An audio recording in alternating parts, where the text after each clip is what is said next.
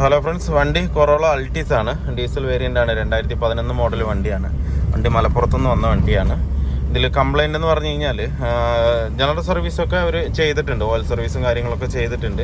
ഇപ്പോൾ നമുക്ക് മെയിനായിട്ട് വന്നിരിക്കുന്നത് ഇതിൻ്റെ ഈജിയറും മാനിഫോൾഡറും അയച്ചൊന്ന് ക്ലീൻ ചെയ്യണം. പുള്ളിങ്ങിന് ചെറിയൊരു ലാഗ് ഉണ്ട്. നമ്മൾ കാല് കൊടുത്താൽ വണ്ടി എണിക്കുന്നതിനൊന്നും ബുദ്ധിമുട്ടില്ല. പക്ഷേങ്കിൽ ആ ഒരു സഡൻ പിക്കപ്പ് നമുക്ക് ഇതിനകത്ത് അത്രത്തോളം ഫീൽ ചെയ്യുന്നില്ല. ഫസ്റ്റ് സെക്കൻഡിൽ ഭയങ്കര ലാഗാണ്. പിന്നെ തേർഡ് ഫോർത്തിലൊക്കെ വരുമ്പോൾ തന്നെ ഒരു ആവറേജ് സ്പീഡിലേക്ക് കയറി പോകുന്നുള്ളൂ. പിന്നെ അതുപോലെ ഡീസലിൻ്റെ വാണിംഗ് ലൈറ്റ് കത്തുന്നുണ്ട്. ഡീസൽ ഫിൽറ്റർ മാറി എന്നാണെന്ന് പറഞ്ഞത്. പക്ഷേ വാണിംഗ് ലൈറ്റ് അതിൻ്റെ വരുന്നത് എന്താ വെച്ചാൽ വയറിങ് ഇഷ്യൂ ഉണ്ടോ എന്നുള്ളതൊന്ന് ചെക്ക് ചെയ്യണം. അത് വയറിങ്ങിൽ ആയിരിക്കാനാണ് കൂടുതലും ചാൻസ്. പിന്നെ ഉള്ളതെന്ന് പറഞ്ഞു കഴിഞ്ഞാൽ ഫ്രണ്ടിലെ കാലിപ്പറിൻ്റെ നല്ലൊരു സൗണ്ട്, കടപടാന്നൊരു സൗണ്ട് വരുന്നുണ്ട്. മെയിനായിട്ടുള്ള വർക്ക് എന്ന് പറഞ്ഞാൽ നമുക്ക് പുള്ളിങ്ങിൻ്റെ പ്രശ്നമാണ് നോക്കേണ്ടത്. ബാക്കിയുള്ളതൊക്കെ ചെറിയ ചെറിയ വർക്കുകളാണ്. ബാക്കിയുള്ളതൊക്കെ അവരുടെ നാട്ടിൽ നിന്ന് തന്നെ ചെയ്തിട്ടുണ്ട്. നമുക്ക് കുറച്ച് സൗണ്ടുകളുണ്ട് ഇതിനകത്ത്. അതുപോലെ സ്റ്റീരിയോൻ്റെ ഭാഗത്തുനിന്ന് ചെറിയൊരു സൗണ്ട്, കിരികിരിക്കുന്ന സൗണ്ട് വരുന്നുണ്ട്. വണ്ടി എപ്പോഴും പക്കയായിരിക്കണം. എന്താ വെച്ച് കഴിഞ്ഞാൽ ഉള്ളിലിരുന്ന് കഴിഞ്ഞാൽ ഒരു സൈലൻ്റായിട്ട് പോകണം. എന്നാൽ തന്നെ ആ ഒരു ഫീലിംഗ് നമുക്ക് കിട്ടുള്ളൂ. അപ്പോൾ നമുക്ക് അത് ചെയ്യാനുണ്ട്. ഇതൊക്കെ ചെറിയ ചെറിയ കാര്യങ്ങൾ. പിന്നെ നമുക്ക് മേജറായിട്ട് എന്തെങ്കിലും ഇഷ്യൂസ് ആണെന്നുണ്ടെങ്കിൽ ഇന്നല്ലെങ്കിൽ പിന്നീടാണെങ്കിലും മാറ്റി വെച്ചാലും കുഴപ്പമില്ല. ഇതൊക്കെ ചെറിയ ചെറിയ കാര്യങ്ങളാണ് ചെയ്യാനുള്ളത്. ഫ്രണ്ടിലെ കാലിപ്പർ പിന്നിൻ്റെ സൗണ്ടായിട്ടാണ് കിട്ടുന്നത്. പിന്നെ അത് മാത്രമല്ല, നമ്മൾ ബ്രേക്ക് ചെയ്യുമ്പോൾ പെഡലൊരു വൈബ്രേഷൻ ഉണ്ട്. പെഡൽ എല്ലാം അങ്ങനെ തിരയിൽ ചവിട്ടുന്ന പോലെ അങ്ങനെ ഒരു മുകളിലേക്കും താഴത്തേക്കും പെഡൽ വൈബ്രേഷൻ വരുന്നുണ്ട് ഇതിനകത്ത്. അപ്പോൾ അതും കൂടെ നമുക്കൊന്ന് നോക്കണം. കസ്റ്റമർ പറഞ്ഞത് അവർ ഇതിനേക്കാളും പെഡൽ വൈബ്രേഷൻ ഉണ്ടായിരുന്നു, നേരത്തെ ചെയ്തതാണ് എന്നാണ് പറഞ്ഞത്. പക്ഷേ ചെയ്തത് ക്ലിയറാണ്. എങ്കിലും ഒന്നുകൂടെ നമുക്കൊന്ന് ചെയ്യേണ്ടി വരും. പുറമെ ചെയ്തിട്ടുണ്ട് അവർ. അതൊന്നുകൂടെ ഒന്ന് പോളിഷ് ചെയ്തിടേണ്ടി വരും. കൊറോള അൾട്ടീസിന് എന്ന് പറഞ്ഞു കഴിഞ്ഞാൽ എപ്പോഴും ബാക്കിലെ ഡിസ്ക് പെട്ടെന്ന് തേഞ്ഞു പോകും. പാഡ് മാറ്റുമ്പോൾ ഡിസ്കും കൂടെ മാറേണ്ട ഒരു അവസ്ഥയാണ്. 1 പ്രാവശ്യം 2 പ്രാവശ്യം അങ്ങാണ്ട് നമുക്ക് സ്കിം ചെയ്യാൻ കിട്ടുള്ളൂ. പെട്ടെന്ന് തേഞ്ഞു, ഭയങ്കര സ്റ്റെപ്പും വീഴും. ഈ കൊറോളയ്ക്കുള്ള മെയിൻ പ്രശ്നം അതാണ്. ബ്രേക്കിൽ റിയറിലാണ് ഇപ്പോൾ കൂടുതലും പ്രശ്നം വരുന്നത്. ഫ്രണ്ടിലേക്ക് അത്രയ്ക്കും അങ്ങോട്ട് വരില്ല. നമുക്കൊന്ന് ചെക്ക് ചെയ്യാം എന്തായാലും ഫുള്ളായിട്ട്, ഫ്രണ്ടിലും ബാക്കിലും ഫുള്ളായിട്ട് ചെക്ക് ചെയ്യാം.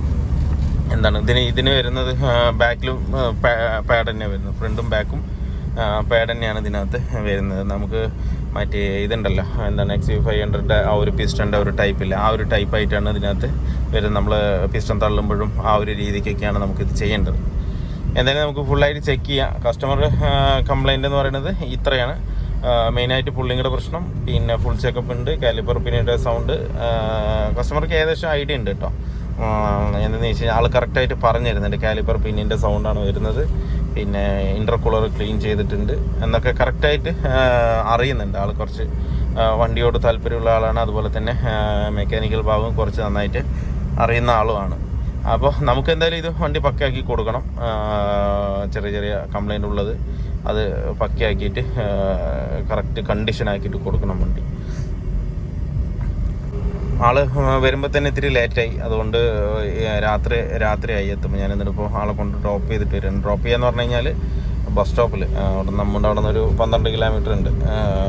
നമ്മുടെ അവിടേക്ക് എന്ന് പറഞ്ഞു കഴിഞ്ഞാൽ ഒരു ഏകദേശം എല്ലാവരും എത്തുമ്പോൾ 7 മണിക്ക് മുന്നേ തന്നെ എത്തണം. 7 മണി കഴിഞ്ഞ് കഴിഞ്ഞാൽ പിന്നെ നമ്മുടെ അവിടേക്ക് ബസ് സർവീസ് ഇല്ല. കുറച്ച് ഉള്ളിലല്ല, മെയിൻ റോഡ് തന്നെയാണ്.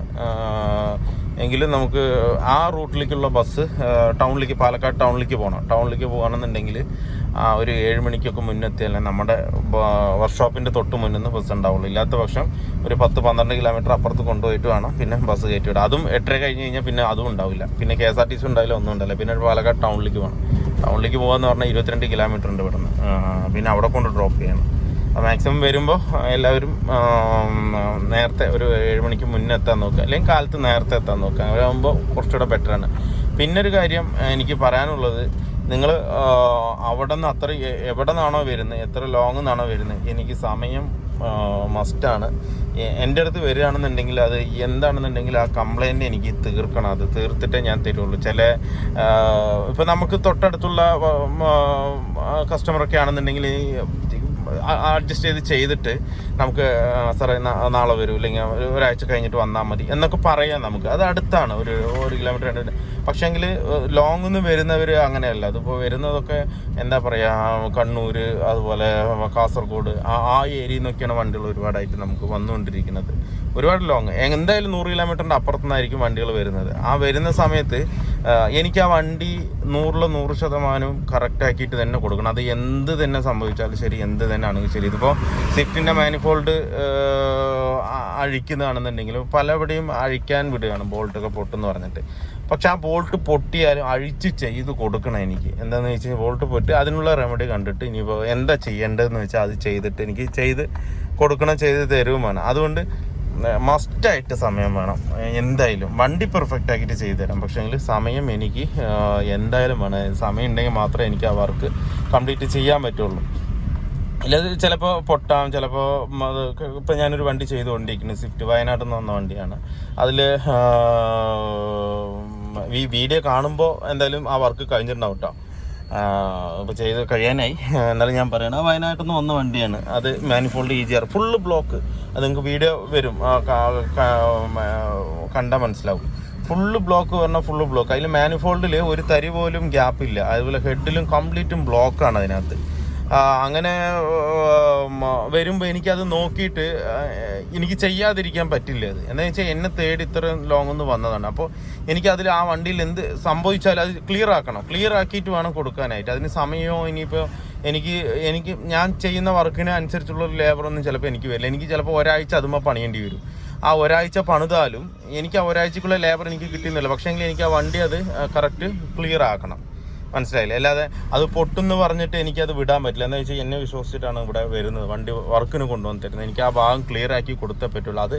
അതിലെന്ത് നഷ്ടം വന്നാലും ശരി, എന്ത് കാര്യം വന്നാലും ശരി, എനിക്കത് ക്ലിയർ ആക്കി പക്കയാക്കിയിട്ട് എനിക്ക് കൊടുക്കാൻ പറ്റുള്ളൂ. അത് ഞാൻ ചെയ്യുകയും ചെയ്യും. എനിക്ക് വേണ്ടത് സമയം മാത്രമാണ് എപ്പോഴും. ആരും ഇതിപ്പോൾ ചില ആൾക്കാർ ലോങ് ഒന്ന് വന്നിട്ട് ഇവിടെ താമസിച്ച് നിന്നിട്ട് ചെയ്യാറുണ്ട്.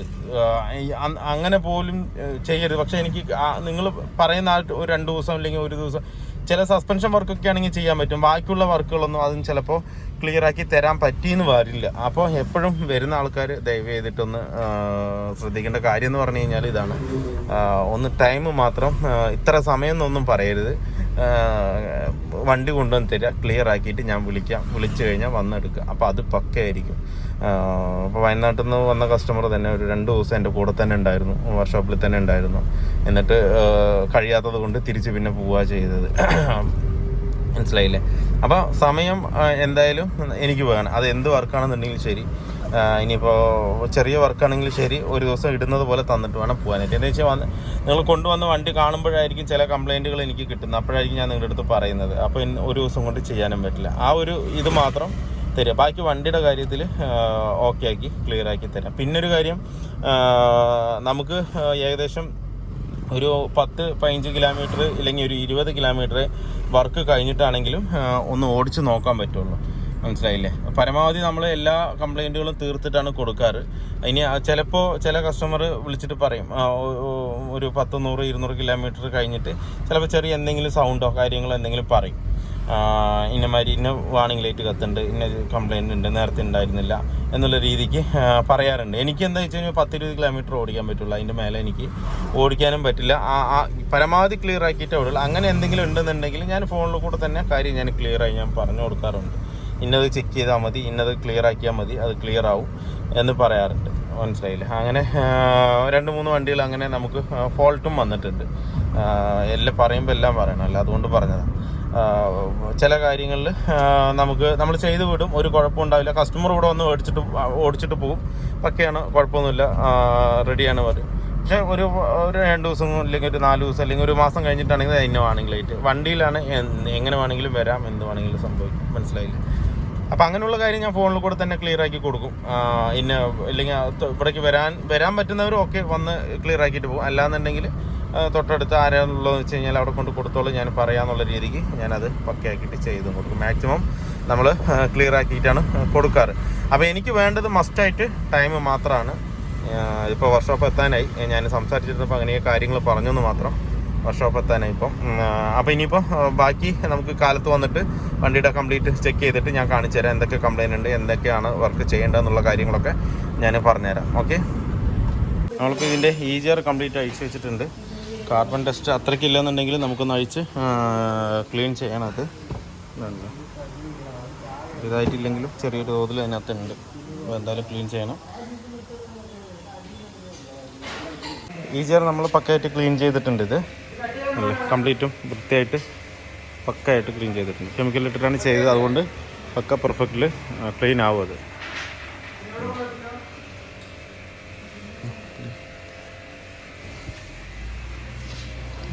ഇത് നമ്മൾ കെമിക്കലിട്ട് ഇത് ത്രോട്ടിൽ ബോഡി ക്ലീനർ വെച്ചിട്ടാണ് നമ്മൾ ക്ലീൻ ചെയ്തെടുത്തിരിക്കുന്നത്. എന്താ വെച്ചാൽ സെൻസറും കാര്യങ്ങളൊക്കെ വരുന്നതുകൊണ്ട് നമുക്കത് കെമിക്കലിൽ ചെയ്യാൻ പറ്റില്ല. ത്രോട്ടിൽ ബോഡി ക്ലീനർ വെച്ചിട്ടാണ് ഇത് ക്ലീൻ ചെയ്തിരിക്കുന്നത്. നമ്മൾ ഫ്രണ്ട് ഷോക്ക് മാറിക്കൊണ്ടിരിക്കും കൊറോള അർട്ടീസിൻ്റെ. ഇതിൽ വന്നിട്ട് നമ്മൾ ഗബ്രിയലിൻ്റെ ഷോക്ക് തന്നെയാണ് എടുത്തിരിക്കുന്നത്. ഗബ്രിയലിൻ്റെ ഷോക്കാണ് 2 എടുത്തിരിക്കുന്നത്. അതുപോലെ തന്നെ സ്റ്റഡ് കിറ്റ് നമ്മൾ ഒരു ഷോക്കിലെ സ്റ്റഡ് കിറ്റ് മാത്രമേ മാറുന്നുള്ളൂ. പിന്നെ ബാക്കിലെ സ്റ്റഡ് കിറ്റ് 2 എടുത്തിട്ടുണ്ട്. 878 വരുന്നുണ്ട്, MRP ആണത്. അതുപോലെ 2 ഷോക്കും ബാക്കിൽ 2 ഷോക്ക് എടുത്തിട്ടുണ്ട്. ബാക്കിൽ 2 ഷോക്ക് എടുത്തിരിക്കുന്നത് നമ്മൾ മോൺറോടെയാണ് ഷോക്ക് എടുത്തിരിക്കുന്നത്. അതുപോലെ സ്റ്റഡ് മൗണ്ടും നമ്മളിതിനകത്ത് മാറ്റുന്നുണ്ട്. സ്റ്റഡ് മൗണ്ട് നമ്മളിതാണ് ഇടുന്നത്.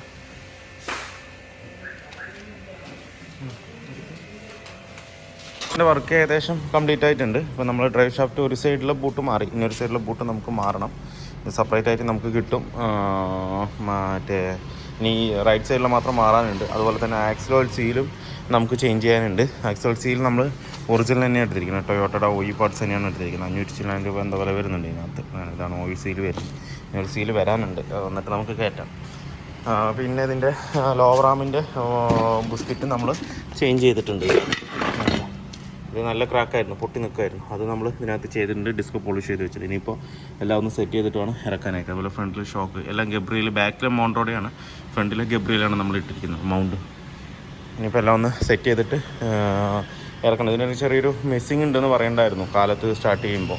അപ്പോൾ എന്തായാലും നോക്കാം, നമുക്ക് ഇത് കഴിഞ്ഞിട്ട് സ്റ്റാർട്ട് ചെയ്യുമ്പോൾ കറക്റ്റായിട്ട് അറിയാൻ പറ്റും. അപ്പോൾ നമുക്ക് സ്റ്റാർട്ട് ചെയ്ത് നമ്മൾ EGR മാനിഫോൾഡ് കംപ്ലീറ്റ് സെറ്റ് ചെയ്ത് വെച്ചിട്ടുണ്ട്. മാനിഫോൾഡ് ഇതിൽ ഹെഡോട് കൂടി ചേർന്നിട്ട് വരുന്നത്. അപ്പോൾ EGRൻ്റെ ഈ പാർട്ട് കംപ്ലീറ്റ് ഒഴിച്ച് ഫുള്ളായി ക്ലീൻ ചെയ്ത് സെറ്റാക്കിയിട്ടുണ്ട്. കൊറോളയുടെ വർക്ക് ഫുള്ളി കംപ്ലീറ്റ് ആയിട്ടുണ്ട്. ഇനിയിപ്പോൾ നമുക്കൊന്ന് ഓടിച്ച് നോക്കണം. ഓടിച്ച് നോക്കിയിട്ട് കുറച്ച് പെയിൻറ്റിങ് വർക്ക് ഉണ്ട് ഇതിനകത്ത്, കുറച്ച് ടച്ചപ്പുകൾ അവിടെ ആയിട്ടുണ്ട്. ഫുള്ള് എല്ലാ സസ്പെൻഷൻ പാർട്സും അതുപോലെ ഡ്രൈവ് ഷാഫ്റ്റ് കാര്യങ്ങൾ, ഷാഫ്റ്റിൻ്റെ ഓയിൽ സീൽ, ഡ്രൈവ് ഷാഫ്റ്റിൻ്റെ ബൂട്ട് കംപ്ലീറ്റ് ആയി സെറ്റ് ചെയ്തിട്ടുണ്ട്. നമുക്കൊന്ന് ഓടിച്ച് നോക്കാം അതിൻ്റെ പെർഫോമൻസ് ഇപ്പോൾ എങ്ങനെയുണ്ട് എന്താണെന്നുള്ളത് ഒന്ന് ഓടിച്ച് നോക്കാം. നമ്മുടെ വർക്ക് കൊറോളയുടെ കംപ്ലീറ്റ് ആയിട്ടുണ്ട്. ഇനിയിപ്പോൾ അതിലുള്ളത് ആ ഡീസലിൻ്റെ വാർണിംഗ് ലൈറ്റ് മാത്രം ഒരെണ്ണം കത്തുന്നുണ്ട്, അത് നമുക്കൊന്ന് റീസെറ്റ് ചെയ്യണം. പിന്നെ ബാക്കി സസ്പെൻഷൻ സൗണ്ട് എല്ലാം പക്കയായിട്ടുണ്ട്. ഇപ്പം ഓടിക്കാൻ തന്നെ നല്ല സ്മൂത്ത് ആയിട്ടുണ്ട്. അതുപോലെ റഫ് റോഡിൽ ഓടുമ്പോൾ നമുക്ക് അത്രയ്ക്കും ഇത് റഫ് റോഡാണെന്നുള്ളൊരു ഫീലിംഗ് അതിനകത്ത് കിട്ടുന്നില്ല. പക്കയായിട്ട് സ്മൂത്തായിട്ട് തന്നെയാണ് റൺ ആകുന്നത്. പിന്നെ നമ്മുടെ EGRും കൂടെ ക്ലീൻ ചെയ്തപ്പോൾ നമ്മുടെ സ്വിഫ്റ്റിലൊക്കെ കിട്ടുന്ന അതേ ഒരു ഫീൽ ഇതിനകത്ത് കിട്ടുന്നുണ്ട്.